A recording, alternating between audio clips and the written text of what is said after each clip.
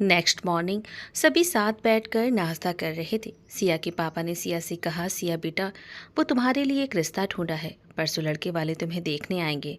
पर पापा, हम अभी शादी करना नहीं चाहते हैं। बेटा, एक बार लड़के से मिल तो लो, पसंद हो तो हाँ कर देना, नहीं पसंद हो तो ना कर देना बेटा। सिया कुछ बोल ही नहीं पाई, बस सिया ने हाँ में सिर हिला दिया। पर सिया शादी की बात सुनकर परेशान हो गई और नाश्ते के बाद अपने कमरे में आकर उसने अपना मोबाइल ऑन किया और फौरन निखिल को कॉल किया। निखिल ने फ़ोन उठाया। सिया, इतनी सुबह क्या हुआ? सब ठीक है ना? निखिल, कुछ भी ठीक नहीं है। परसों हमें लड़के वाले देखने आ रहे हैं। सिया, तो इसमें क्या दिक्कत है? आज नहीं तो कल तुम्हें शादी करनी ही है। निखिल, ये क्या कह रहे हो तुम? सच में तुम ये रिश्ता ख़त्म कर रहे हो? तुम शादी कर लोगे दूसरी लड़की से? हाँ सिया, मजबूरी है मेरी। तुम्हें पता है। कैसी मजबूरी निखिल? और हमें क्या पता है? सिया, तुम जानती हो परिवार पहले, इसीलिए मुझे उनकी बात सुननी है। तुम भी अपने परिवार की बात मानो सिया, और मैं तुमसे प्यार करता हूँ, ज़िंदगी भर करूँगा। अलग होकर भी हम दोनों एक ही रहेंगे सिया। हम दोनों भी खुश, परिवार भी खुश। सिया ने फ़ोन रख दिया बिना कुछ कहे। सिया की माँ कमरे में आती है और सिया से कहती है, क्या हुआ सिया? पापा ने अचानक से ये सब बताया, इसीलिए परेशान हूँ। माँ, आप तो जानती हैं हमें शादी नहीं करनी है। अब पापा से हम क्या बोलें? सिया, कोई और पसंद है तुम्हें? सिया मन में ही कहती है, पसंद तो है माँ, पर वो पीछे हट गया। क्या हुआ सिया, किस सोच में पड़ गई? कुछ नहीं माँ। सिया, हम कोई ज़बरदस्ती तुम्हारी शादी नहीं कर रहे। ये तो रीत है बेटा, बेटियों को तो एक दिन ये घर छोड़कर जाना ही है। तुम्हें जॉब करनी है तो कर लो, शादी के लिए भी 1-2 साल रुक जाओ। मुझे और तुम्हारे पापा को कोई भी परेशानी नहीं है। पर सिया, तुम्हें अपना घर भी तो बसाना है। एक ना एक दिन तो शादी करनी ही है। और सिया, तुम्हें और महक पर हम सब ने कोई पाबंदी नहीं लगाई है, लेकिन अब तुम्हें अपनी बहन का भी तो सोचना होगा। हाँ माँ, हम आपकी बात समझ रहे हैं। और ठीक है माँ, अब हम परेशान नहीं हैं। अच्छा हुआ आपने हमसे बात की, वरना हम अपनी उलझनों में उलझ जाते। पर माँ, हम शादी के लिए राज़ी हैं, पर हमारी एक शर्त है। सिया की माँ गुस्से से बोली, सिया अब आगे कुछ मत बोलो, मैं जानती हूँ तुम क्या कहना चाहती हो। और सिया, तुम लड़के और उसके घर वालों से इस बारे में कोई भी बात नहीं करोगी। माँ, आप चाहे जितना हम पर गुस्सा करें, पर हम आप सबको कभी छोड़कर दूर नहीं जाएंगे। और माँ, कौन सा हम उस लड़के से कहेंगे कि हमारे परिवार को संभाले? हम उससे कोई मदद नहीं लेंगे। हम जॉब करेंगे और उसकी फैमिली के साथ हम अपनी फैमिली का भी सपोर्ट करेंगे। ऐसा नहीं होता है सिया। लोग क्या कहेंगे? माँ, हमें लोगों की परवाह नहीं है, हमें सिर्फ अपने परिवार की फिक्र है। माँ, अगर ऐसा ही है तो हम नहीं करेंगे शादी। सिया, तुमसे बहस में कोई जीत पाएगा? ठीक है, जैसी तुम्हारी मर्जी। पर बेटा, अब जॉब कहाँ करोगी? और फिर शादी के बाद तुम्हारे ससुराल वाले जॉब करने देंगे? बेटा, एक लड़की की जहाँ शादी हुई, उसके बाद 1000 जिम्मेदारियाँ आ जाती हैं उस पर ससुराल की। माँ, आप ये सब कुछ मत सोचिए, वो सब हम कर लेंगे। और रही जॉब की बात, तो वो भी मिल ही जाएगी। इधर देव भी नाश्ते के बाद ऑफिस के लिए निकल रहा था कि पीछे से काजल कहती है, भैया मुझे आपसे कुछ बात करनी है। देव मुड़ता है तो देखता है कि पीछे दादी और काजल खड़ी थी। देव ने कहा, हाँ काजल, क्या हुआ? भैया, वो 2 दिन बाद मम्मी पापा की एनिवर्सरी है, तो उसी की तैयारी करनी है, उन्हें सरप्राइज़ देना है। काजल, मैं तुम्हारे बैंक में पैसे ट्रांसफ़र कर दे रहा हूँ। काजल ये सुन बहुत खुश हो जाती है। फिर देव ऑफिस आ जाता है। दिन बीता, शाम हुई। सिया ने माँ से कहा, माँ हम मार्केट जा रहे हैं, थोड़ा कुछ ज़रूरी काम है, और हम अपनी फ्रेंड निधि से भी मिलते आएंगे। ठीक है बेटा, तो महक को लेती जाओ और साथ में छाता भी लेती जाना, और जल्दी आना, कल से ही मौसम बहुत ख़राब है। हाँ माँ, हम जल्दी आ जाएंगे। सिया महक के साथ मार्केट जाती है और न्यू सिम लेती है। महक कहती है, दीदी आप अपना नंबर चेंज कर रहे हो? हाँ महक, वो जॉब के लिए बार बार कॉल सेंटर से कॉल आ रहा है। पर दीदी, आपने क्यों जॉब छोड़ दी? उस निखिल के लिए ना। महक, तुझे निखिल के बारे में कैसे पता? दीदी, अब आप अपने फ़ोन का लॉक सबको बताओगी तो यही होगा ना। अच्छा, बहुत शरारती हो तुम। दीदी, उसने आपको धोखा दिया ना। महक, जो होता है अच्छे के लिए होता है, और भोलेनाथ ने जो भी किया सोचकर ही किया होगा। दीदी, देखना वो कभी खुश नहीं रहेगा जिसने मेरी प्यारी दीदी को रुलाया। अच्छा महक, चल, निधि के घर भी जाना है, देर हो जाएगी तो माँ परेशान होंगी। फिर कुछ देर में ही सिया महक निधि के घर जाते हैं। निधि सिया को देखकर खुश हो जाती है, पर सिया से शिकायत भरे लफ्ज़ों में निधि कहती है, वाह मैडम, क्या बात है, आखिर आज तुम्हें अपने इस दोस्त की याद आ ही गई। निधि बकवास बनकर, तू भी कौन सा हमसे मिलने आती है, एक फ़ोन तक नहीं करती हो हमें तुम। तो तुम भी तो सिया खुद से कॉल नहीं कर सकती हो मुझे। दोनों की बहस देखकर निधि की माँ ने कहा, बस करो, इतने दिनों बाद मिले हो पर तुम दोनों एक दूसरे का हाल पूछने के बजाय लड़ रहे हो। निधि, सिया और महक को अपने कमरे में लेकर जाओ, मैं तुम सबके लिए चाय नाश्ता वहीं भिजवाती हूँ। कमरे में आने के बाद सिया ने कहा, निधि परसों घर आना है, लड़के वाले हमें देखने आ रहे हैं। निधि हैरानी से कहती है, पर सिया तुम। फिर महक को देखकर निधि चुप हो जाती है। सिया ने कहा, ये छुटकी अब बड़ी हो गई है निधि, निखिल के बारे में इसे सब पता है। तो सिया, फिर तुम ये शादी? मैं कुछ समझी नहीं। निधि, वो किसी और से शादी करना चाहता है और हमारा रिश्ता अब खत्म है। सही है सिया, वैसे भी निखिल तुम्हारे लायक है ही नहीं, कितना कुछ तुमने उसके लिए किया। छोड़ ना निधि, तकलीफ होती है, उसकी बात अब मत कर। बड़ी मुश्किल से खुद को संभाला है हमने निधि, अब हम भी किसी तरह सब कुछ भुलाना चाहते हैं। कुछ देर बात करने के बाद सिया कहती, अच्छा निधि अब हम घर चलते हैं, तुम याद से आ जाना, तुम साथ रहोगी तो सब ठीक रहेगा, तुम्हारे साथ रहने से हमें घबराहट नहीं होगी। हाँ सिया, मैं आ जाऊंगी। फिर सिया और महक सड़क पर ऑटो के लिए खड़े रहते हैं, पर उन्हें कोई ऑटो नहीं मिल रही थी। इधर देव अपने ऑफिस से घर जा रहा था। तभी देव ड्राइवर से कहता है, ड्राइवर गाड़ी इधर दाएं घुमा लो, थोड़ा काम है। देव के कहने पर ड्राइवर ने गाड़ी घुमा दी। अचानक देव की नज़र सिया पर पड़ती है। देव अपनी खिड़की की कांच को नीचा करता है तो सड़क की दूसरी तरफ छाता लिए महक और सिया ऑटो का इंतजार कर रहे थे। देव ड्राइवर से कहता है, ड्राइवर गाड़ी घुमाकर उस रोड पर ले चलो।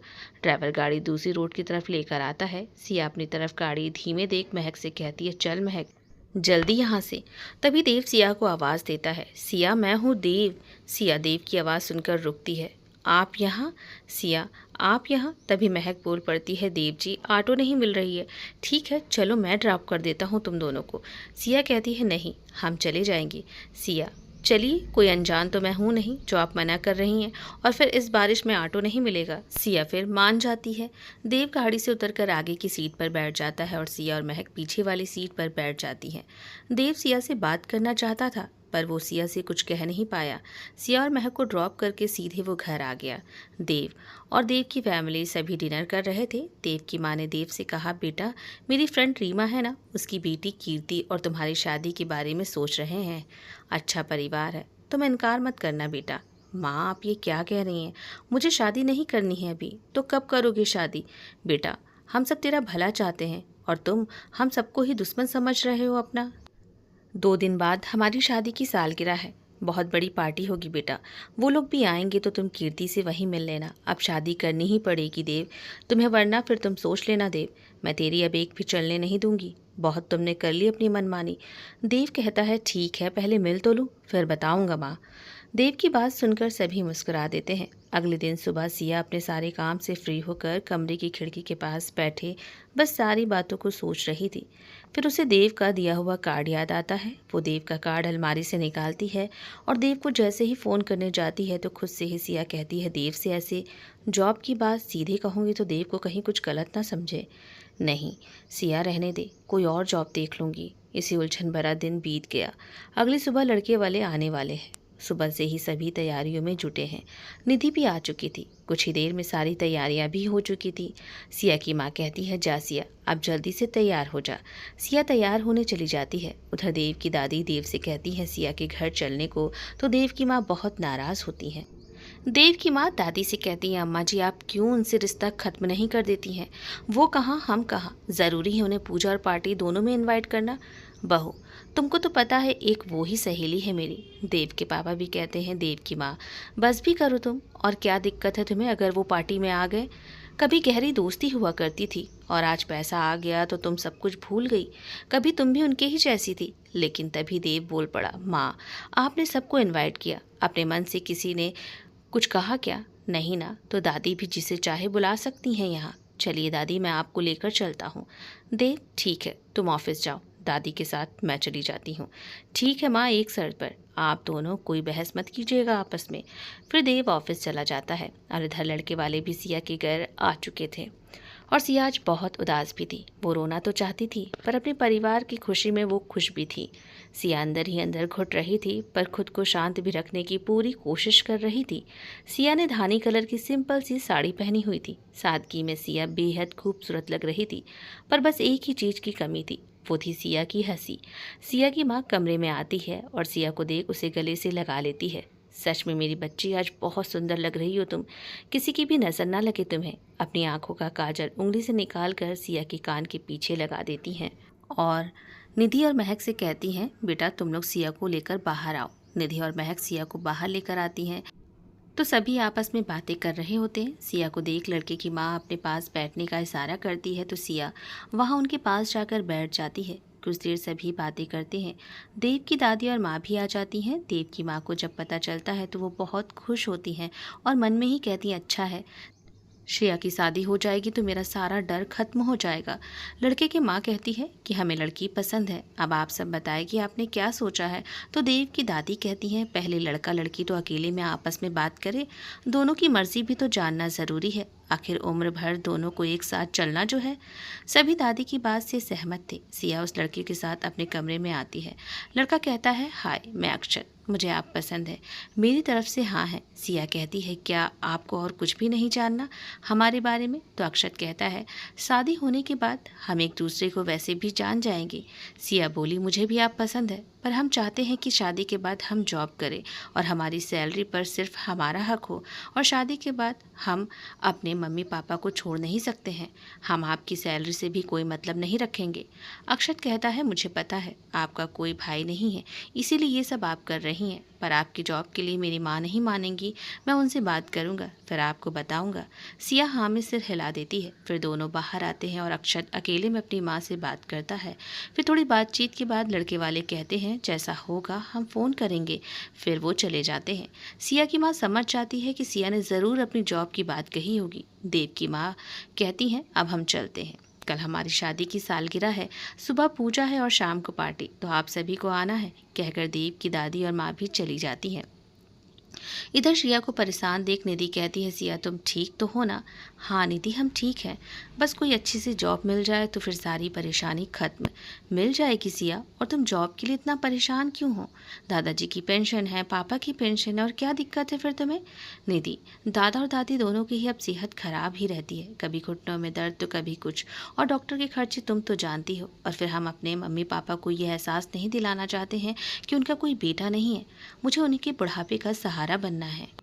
जानते हैं निधि, हम एक वक्त आएगा हम शायद जॉब ना कर पाए, परिवार में उलझ जाए, पर निधि आज बात क्लियर रहेगी तो हमारे ससुराल वाले भी कुछ नहीं कह पाएंगे।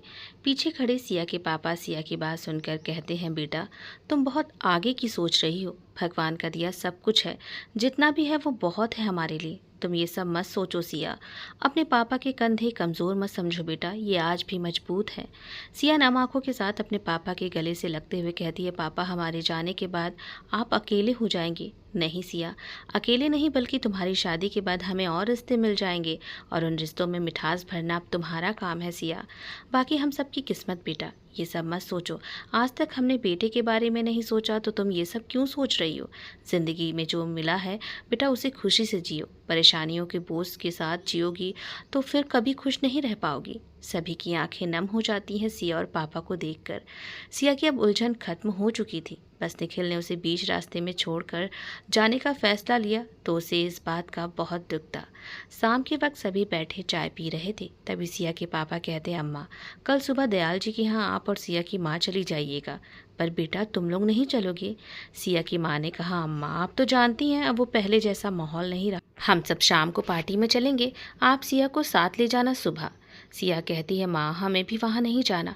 दादाजी कहते हैं, मैं तो यहीं रहूँगा। सिया तुम अपनी दादी के साथ पूजा में चली जाना और फिर शाम को हम सभी गंगा आरती में चलेंगे।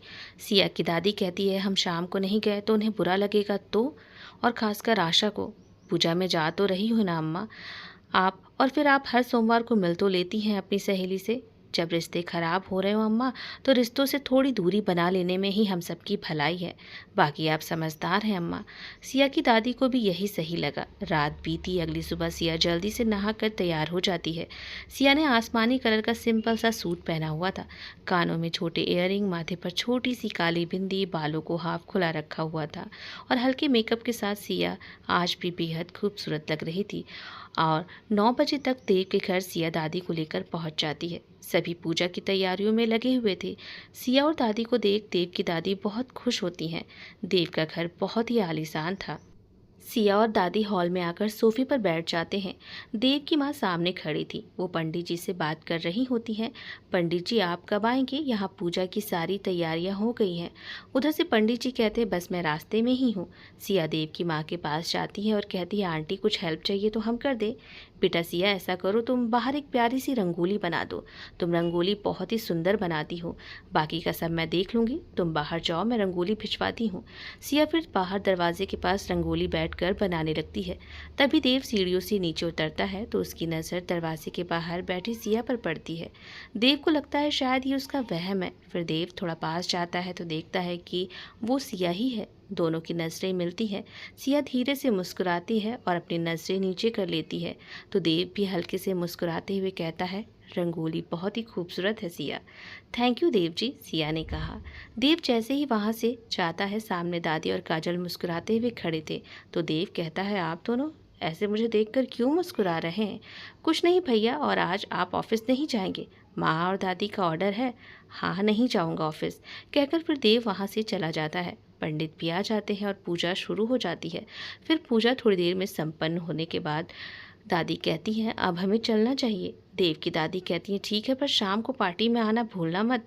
और वहीं से गुजर रहे देव से दादी कहती हैं बेटा जाओ सिया और दादी को छोड़ाओ।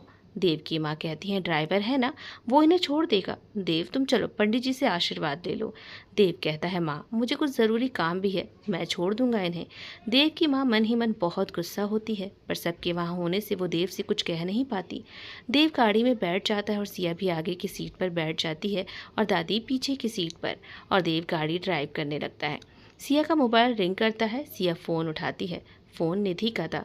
हाँ निधि बोलो। सिया शाम को मैं भी तुम्हारे साथ गंगा घाट पर चलूँगी तो मैडम मेरा वेट करना। सिया घबराते हुए देव की तरफ देखती है। फिर जल्दी से सिया ने फ़ोन काट दिया और मन में ही कहती है हे भोलेनाथ, देव ने कुछ सुना तो नहीं। कुछ देर में ही देव सिया के घर के सामने गाड़ी रोकता है। सिया और दादी गाड़ी से उतरते हैं तो देव कहता है शाम को मैं गाड़ी भेज दूंगा तो आप सब पार्टी में आ जाना। दादी और सिया एक दूसरे का मुंह देखते हैं। फिर देव चला जाता है। दादी और सिया घर के अंदर आते हैं। सिया दादी से कहती है दादी अब क्या होगा अगर शाम को देव ने सच में गाड़ी भेज दी तो?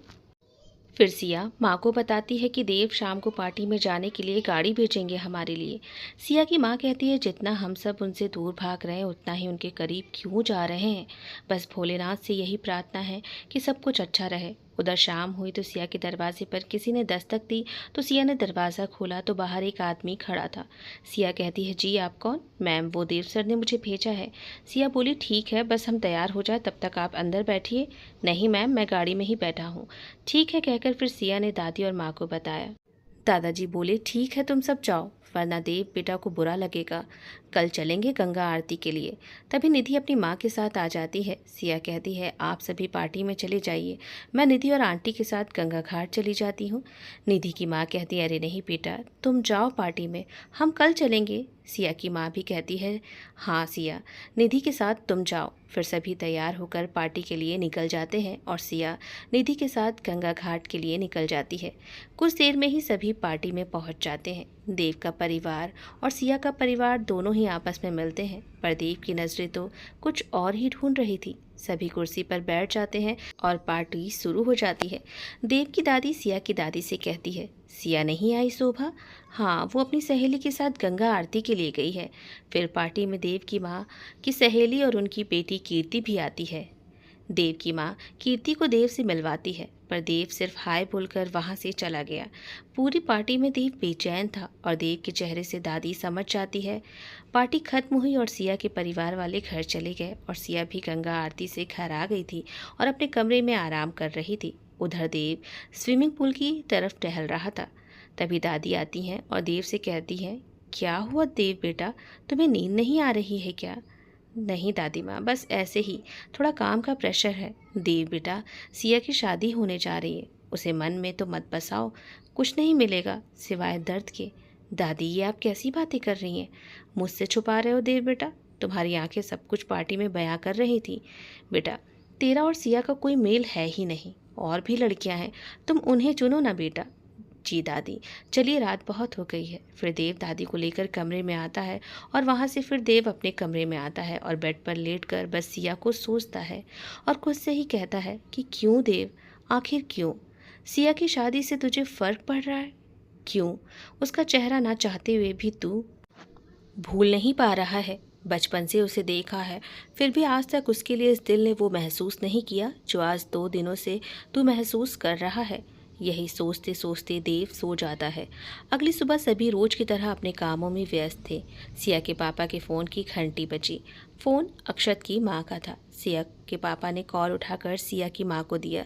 हेलो। हाँ बहन जी। अरे बहन जी, सब तैयारियां कर लीजिए, हमें ये रिश्ता मंजूर है। सिया की माँ ये सुन बहुत खुश हो गई। ठीक है बहन जी, तो अब जल्दी से पंडित जी से बात करके सगाई का मुहूर्त निकलवाते हैं। पहले सगाई फिर शादी। सिया की माँ ने कहा बहन जी जैसा आप कहें। फिर फ़ोन रखकर सभी घर वालों को बताया तो सभी बेहद खुश हुए। ऐसे ही दिन बीत रहे थे और 1 महीना बीत गया। सिया की सगाई की तारीख भी तय हो गई थी, पर सिया का मन शांत नहीं था। वो बार बार निखिल को याद कर रही थी। अब तो निखिल ने फ़ोन करना भी बंद कर दिया था। परसों सिया की सगाई थी और सगाई से सिया बेहद परेशान थी।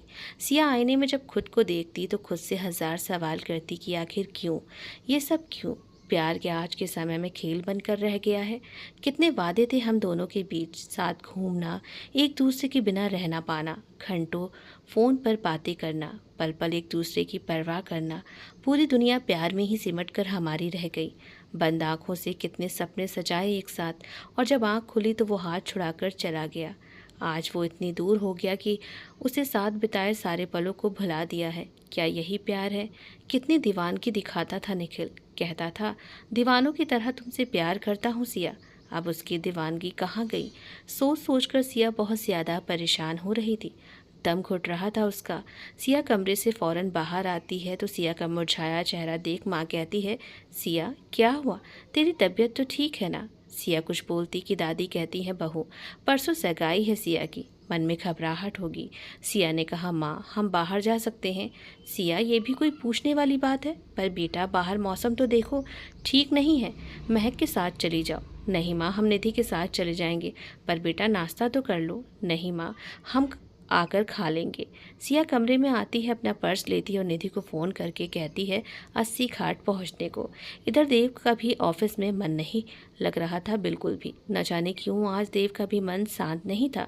वो ऑफिस से निकल सीधे 80 घाट पहुंचता है और वहीं सीढ़ियों पर बैठा बस अपने ही ख्यालों में गुम था। सिया भी कुछ देर में निधि के साथ 80 घाट पहुँचती है और वहीं सीढ़ियों पर दोनों बैठ जाते हैं और दूर गंगा पानी में नौकाएं देखने लगते हैं।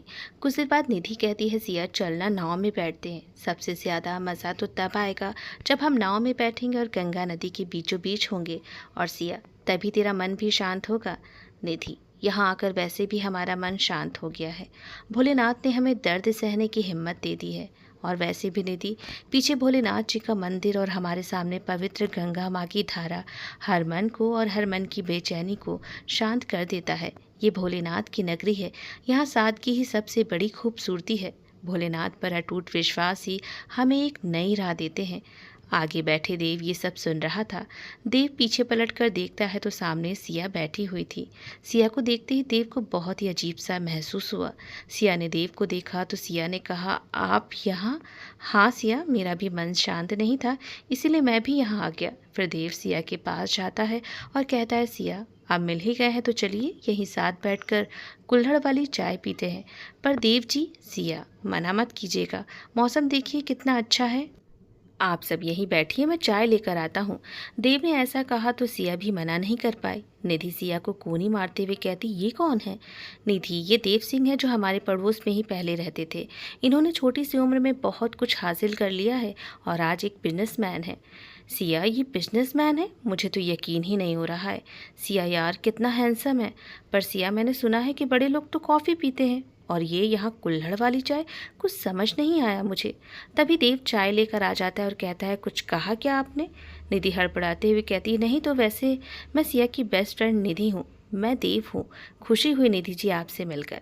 वैसे निधि जी 80 घाट की इन सीढ़ियों पर बैठकर कुल्हड़ वाली चाय पीने में जो मज़ा है वो कॉफ़ी में नहीं है।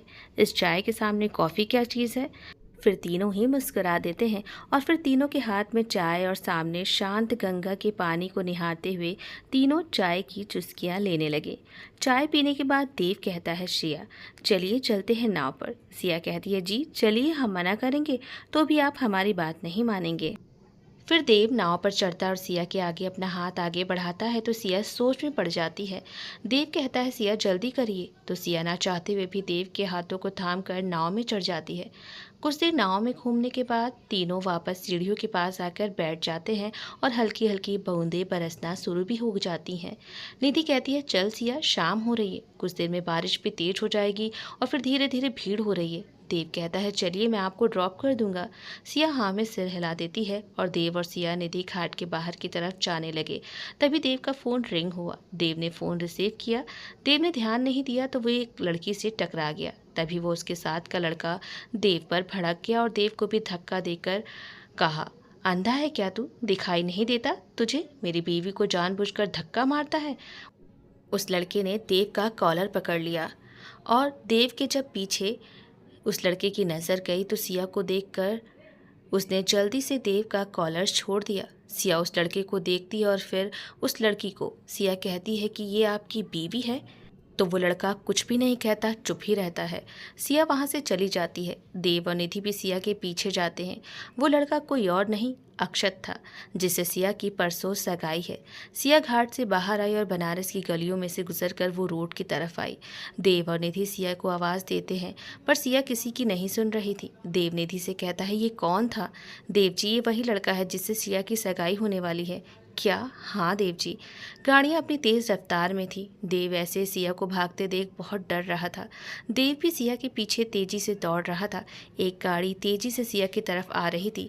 वो कार सिया को टक्कर मारती कि देव ने सिया की बाँह पकड़ के अपनी तरफ खींचकर रोड से किनारे होकर खड़ा हो गया। देव कहता है सिया आपको क्या हो गया है? बच्ची नहीं है आप जो ऐसे पागलों की तरह रोड पर दौड़ रही हैं। आपको कुछ हो जाता तो कब से हम आवाज़ दे रहे हैं आपको। बताओ तो आखिर बात क्या है, या फिर मरने का शौक है आपको? देव मजबूती से सिया की बाहें पकड़कर सिया से पूछ रहा था। सिया नज़रें झुकाए रो रही थी और बारिश भी अब तेज़ हो चुकी थी। सिया चलिए गाड़ी में बैठिए। फिर देव सिया को लेकर अपनी गाड़ी की तरफ आता है। देव कार से अपना कोट निकालकर सिया को देता है। सिया कोट पहन लेती है। फिर सिया और निधि गाड़ी में बैठ जाते हैं और देव भी गाड़ी में बैठ जाता है और गाड़ी ड्राइव करने लगता है। सिया को चुप देख देव कहता है सिया आखिर हुआ क्या है, वो तो बताओ। कुछ नहीं देव जी, सॉरी, हमने आपको परेशान किया, पर हमें उस समय कुछ समझ में ही नहीं आया। सिया वो लड़का शादीशुदा है। आपको खुश होना चाहिए कि भोलेनाथ ने आपको सच्चाई दिखा दी।